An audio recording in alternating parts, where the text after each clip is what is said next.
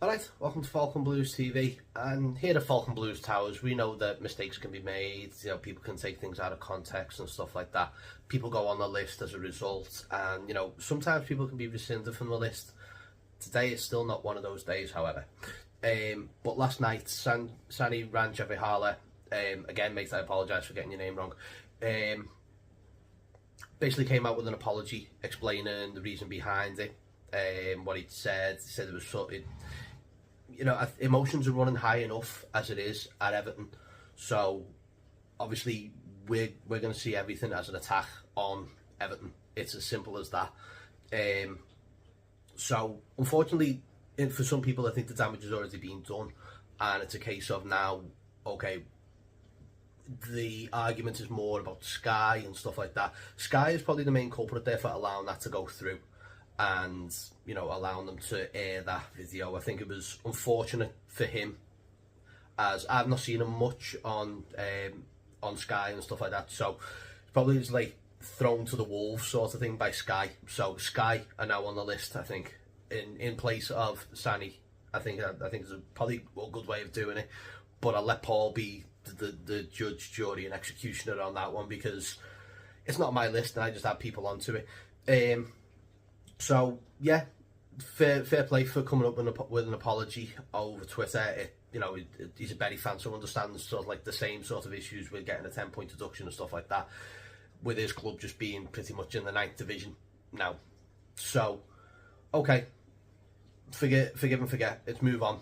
But there's a lot that, this is now about Sky and their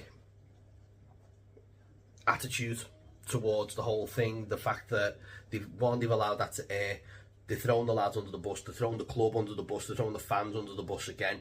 I believe the fan advisory board have been in touch with Sky over the video, but everyone's seen it. There's no way around it now. But we move on, because we've got a big game tomorrow against Chelsea. So this is sort of a Chelsea preview and a couple of little things that I've seen. So Chelsea tomorrow at Goodison, 2 o'clock. I think we just need to make it as loud and as boisterous and as difficult as we can for Chelsea tomorrow. It's going to be very similar to Newcastle. They're still a good side, but we should be playing for 9th spot against them there. We should be in 10th place. Where we are now, we get this win and we get ourselves out of the doldrums completely. So if we can get a win and get ourselves, that would take us to 9 points on 9 points out of the 10 recouped, which would be absolutely fantastic. But it's a tough ask, but a really good result on Thursday. Let's just keep this home form going. That's what we've got to do. We've got the away form, now we've got to get the home form.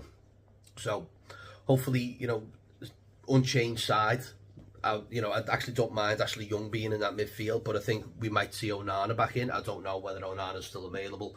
Calvert-Lewin still has to start. I think Beto, love the goal, made up for the lad, absolutely brilliant. But I think as an impact sub, as I was speaking to Paul about it, as he comes on as an impact sub, will make more difference than he will playing the full 90, especially as legs get tired and he's big and he's dangerous and he's a target man. So I would like to see us unchanged from Thursday. Let me know your thoughts on that. Whether you want to see, do you want Beto in ahead of Calvert-Lewin? Do you want Onana to come in?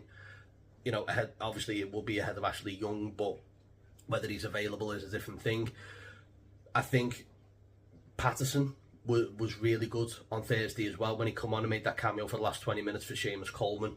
And I think we need to wrap Coleman in cotton wool. I don't think he can play two games on the spin like that. I think he's come back from a bad injury, and to throw him in against Chelsea will probably be a little harsh. But we'll wait and see. But games are 2 o'clock tomorrow at Goodison Park. Hopefully see us all there, up the fucking toffees and all that.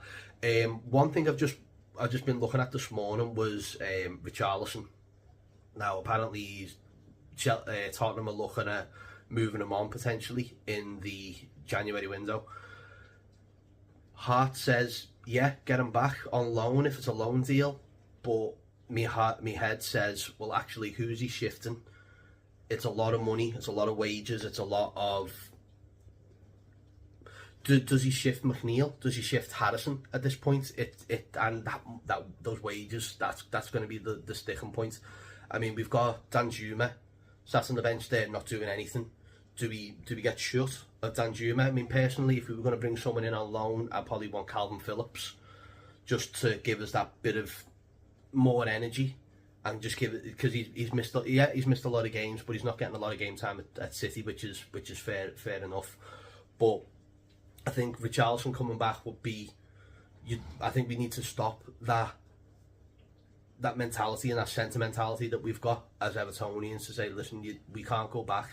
You know, we've been bitten far too many times when we've had players come back and it hasn't worked out. So yes, I would love Richarlison back, but my head says no. I don't think it's the right time for him to come back. If it's a loan deal and he's playing for nothing, then maybe. But other than that, I don't think so. But let me know what you think in the comments. Make sure you like and subscribe to the channel as always. Till then, up the fucking toffees, Colin Chong, and I'll see you in a bit.